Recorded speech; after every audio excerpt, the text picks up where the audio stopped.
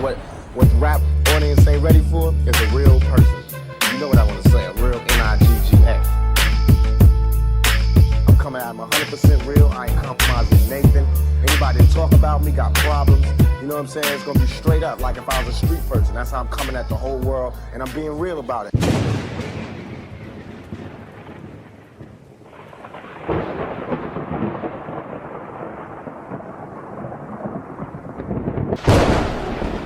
Hey, what's happening? It's the legendary baller, and I'm rocking with my baby brother Gab. That's right, it's a Lima Bean and Gabo collabo on MAKAVELI Media. Well, you know it's Tupac for life. Understand that part. I'm just an old player from off the block. I get the black girl's dick and the white girl's cock. I brought the Chinese girl a brand new wok. I love Maria cause she made them tamales real hot. On the microphone, I'm the best you heard, cause I'm social poet with the voids and weights. And if I smoke a nickel bag of the herb, you get scuffed like a white wall on the clay. Your beats ain't banging, your rhymes is whack. You pretty Tony, I'm the Mac. When you rap, you don't even like to shit yourself. So take the microphone, boy, and stick yourself. I get high as a rooftop, sound like a shoe shop. Nominated Pimp of the Year, nigga, you not. I got the juice, that's word to Tupac. And all you got coming from me is a boof-bop. Yo, YouTube, what up? It's your homie Gab, I'm in the building. And this is MAKAVELI Media.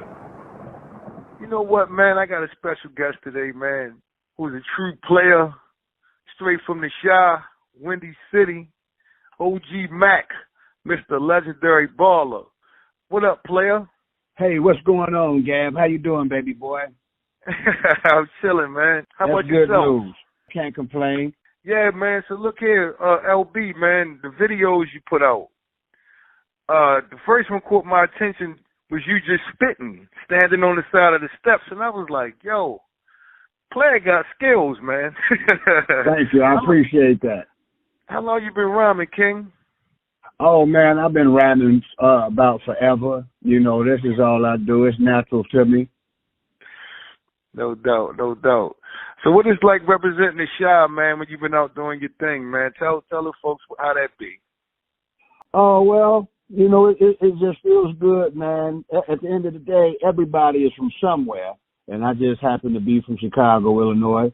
And, you know, and I just want to carry that on my back everywhere I go. Had I been from New York, I'd be repping that. So it really ain't nothing mystical about it. It's just that's where I happen to be from. And I just want to make my city proud like all the other players out here. You know, you got to rep where you're from because that's the foundation. That's what created you. So it's only right to carry that flag everywhere I go.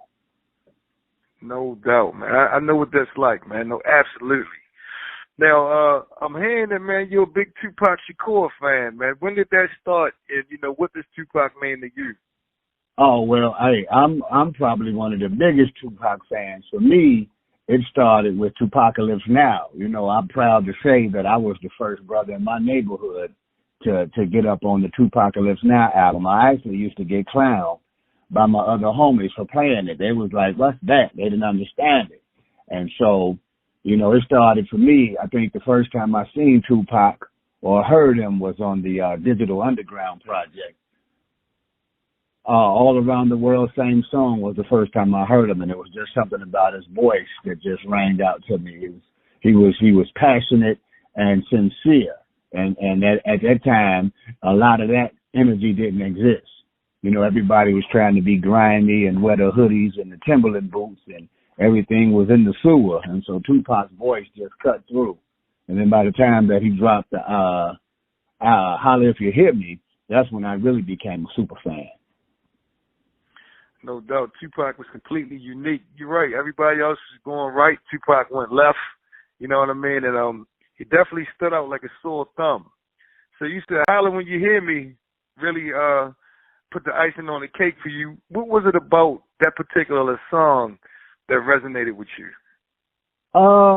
The growl in his voice and the subject matter. You know, to take your stardom and to take your position in this industry and still speak on social issues was very, very powerful for me at that time. You know, coming from Chicago, I've been affiliated with some Panthers. You know, my big brother was best friend with Fred Hampton, so I got a little revolutionary bug inside myself. And Tupac tapped into that. And so that video did it for me. Once I seen Holla If You Hear Me, I realized that he was about the people, and I'm always about the people. And so that was our connection immediately. Wow, man, that's incredible that your family, was involved with Fred Hampton, man. I just seen Judas and the Black Messiah not too long ago. It was an incredible film, and his story was magnificently represented in that movie. Yeah. So that was dope. Did you check that out? Yes, sir. Yes, sir. Definitely. I was first in line to go see that. Like I said, I'm from Chicago, originally from a small town called Maywood, Illinois. And Maywood, Illinois just happened to be the birthplace and the stomping grounds for Chairman Fred Hampton. Man, and so that movie hit home for me in more ways than one. And to understand that Tupac was a part of that same struggle, it just made us instant kin. No doubt about it. Yes, absolutely. Black Panthers. The video, back to Holla If You Hear Me, man, I got exactly what he was saying, and I was a teenager, and I knew, he was saying, can you hear me? It was definitely a message, you know what I mean? Yes, he sir. was trying to convey. And, a lot of people understood exactly what he was saying to them. So you being a big Tupac fan and this being a Tupac platform, I have to ask you, what is your all-time favorite Tupac song? Do you have one? Oh, that's a tough one, man. It's impossible to just pick one, but I do have a personal verse. My all-time favorite verse from Mr. Tupac Shakur would be the second verse of Me Against the World. That's the most powerful thing that's ever touched me personally. And and he said, with all this extra stressing, the question I wonder is after death, after my last breath, when will I finally get to rest in this oppression? They punish the people for asking questions and those that possess, still from the ones that without possessions, the message of stress, to make it stop, study your lessons, don't settle for less. Even a genius asks questions, be grateful for blessings, don't ever change, keep your essence, the power is in the people, and politics we address, always do your best. Don't let the pressure make you panic, and when you get stranded and things don't go the way you planned it, dreaming the riches in the position of making a difference. Politicians and hypocrites, they don't want to listen. If I'm insane, it's the fame made a brother change. It wasn't nothing like the game. It's just me against the world. It's just me against the world, baby. Yeah, no so that do it for me. Yeah, hey, that do it for a lot of people. That do it for a lot of people. All right, so what's your favorite Tupac album, man? Oh, all eyes on me, without question. Come on, we agree, man. Kendrick all eyes man. on me, without question. No doubt about it. Yep, all eyes on me. And, it's a toss-up between that and Makaveli. I can't really get mad if you pick either one, but to me, it's all eyes on me. No doubt about it. Yeah. You know what I mean? Makaveli was a dope project, but he was coming from a place of anger on that one. And that's why I didn't pick that one overall. I personally like All Eyes on Me because he was fresh out of prison and he had something to prove, and you just felt that fire. That fire was there. Yes, Makaveli had some classic records as well, but it was coming from a place of anger, and I don't feel that no artist is at their best coming from anger. Love is a stronger energy than anger. And that's why I would pick All Eyes on Me.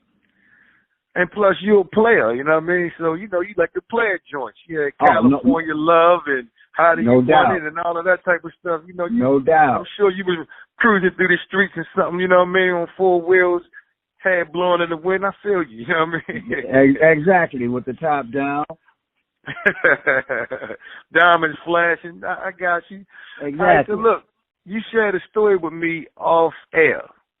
And you told me that Tupac's death had a heavy effect on you. And I think you said you was in Vegas. Matter of fact, just tell us about what happened, where were you when Tupac died? That might be a better way to phrase it. I was actually in Las Vegas. Yeah, so I was actually at the Mike Tyson and Bruce Elden fight in Las Vegas the night that Pac had got shot. And the fight was over so quick, we didn't even make it into the arena. We were still in the lobby, and they had announced that the fight was over. He had whooped him so quick. And Tupac hadn't even got a mile or so away from the stadium, the arena, the MGM Grand, before we heard the news that he had got shot 5 times. And it was like everybody else, you know, I always rooted for Pac, and he had already demonstrated how strong he was, so we didn't think nothing of it. It was like, okay, Pac got shot again, he gonna beat this. And so several days later, when they announced his passing, it was just a creepy aura over me and my guys. I was with about 5 or 6 guys, and it was just silence, man. Didn't nobody talk on the whole plane ride home. And when I got home, all I can remember doing is shaving my head bald and put a bandana on in memory of the brother. Yeah, man, that's deep, man. You cut your hair off, put the bandana on, and honor the homie Pac. That's deep. Yeah, that brother meant something to me, man. I know he meant something to a lot of people, but that's just my personal, farewell to the brother, you know. Yeah, no doubt about it. Hey, I want to take it back to that night, though, man. I want you to kind of set the scene for me, because a lot of people like myself wasn't there that night. And everything we saw unfold on the news or secondhand information.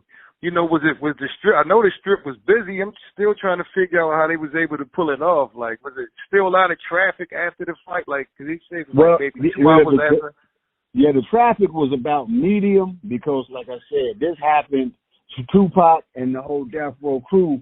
They had left a little bit before everybody else. It's like, you know, after any major event, people don't leave right away. After the fight was over, there was a lot of socializing and hanging in the lobby because, you know, I don't know if you've been to Vegas or if the listeners have been to Vegas, but the MGM Grand has a gigantic hallway, you know, so it was just a flood of people in the hallway hanging out after the fight and, you know, making their plans about what party we was going to go to and blah, blah, blah. And so the traffic on the street wasn't as heavy because the majority of the people were still inside the hotels, you know, celebrating the fight and whatnot. So the fact that Tupac and the Death Row, they had got involved in a physical altercation within the lobby, they left before everybody else. And so that's why him and Suge was able to get to their car and drive down the street without it being, you know, bumper to bumper traffic like it usually is.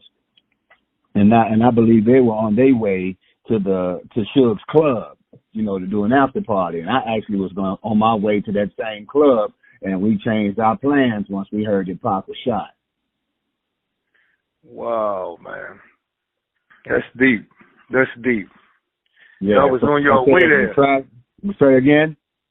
I said y'all was on your way to Club 662. Yeah, that was my destination. I wanted to be where Death Row and Tupac was at. Like I said, I was a gigantic Tupac fan, and you know, to see that he was there on fight night, and they were scheduling an after party. Where else would I want to be? Man, hey man, I feel you 100%. One last question, man. Is Pac the GOAT, LB? The greatest of all time? Yes, sir. I'm probably going to make your fans a little disappointed with my answer, but I got to keep it 100. Pac is not the greatest of all time. Pac is the realest of all time. They can't be too mad at that, man. Yeah, he's the realest of all time. There are a lot of other brothers who can put words together and rhyme and rap better than Tupac, but nobody was real as him. Nobody can touch your soul. Nobody could spit something that penetrates you like him. Like a lot of people, when they put their top 10 rapper list together, they always go for the generic, you know, for the generic MCs. They always say Eminem, Biggie, Nas, and Jay-Z. But, and no disrespect to those fellas because they all great in their own right, but I've never felt none of them like I felt Tupac. Eminem has never touched me. Jay-Z has never touched me. Nas is nice, but he has never touched me. Tupac has touched me. He has touched my soul. I can tell you another story right quick if we got time. I remember being in the car with my homeboys the day that they debuted Dear Mama, and we were on the expressway doing about 80. I made my guy pull over because I didn't want to be distracted while listening to it. I made him pull over on the shoulder while the song played, and it was me and 3 more grown men in the car. And when Dear Mama went off, we all was in tears. We all cried, and it wasn't sniffling and snot bubbles, but we had tears in our eyes. And I remember all of us calling our mamas, taking our cell phones out simultaneously, and everybody called their mama just to say, hey, you need something from the store, Mama, I love you, I was thinking about you. And so back to your original question, none of those other rappers have ever done that for me. Hey, bro, and your story is an example, in my opinion, why Tupac, in fact, is the GOAT. That story right there is just a testament to how great Tupac was, man. We're going to have to make a new acronym instead of GOAT. He's the realest. Nobody going to ever surpass the passion that brother displayed. He was a true genius. He was a true soldier, and his artistry is unmatched. You know, the man wasn't a rapper. The man was a poet, you know, and that poetry has been around since the beginning of time. Hip-hop hasn't. So Tupac goes in the poet category. He's not just a rapper to me. Absolutely, man. But look, tell the people where they can find you at, man. How can the people get in contact with Legendary Baller, man? You can go to my Instagram page. My IG is legendary_baller. Everything is spelled correctly. My Facebook page is named Sawbuck, and that's SAWBUC, Richard Roundtree.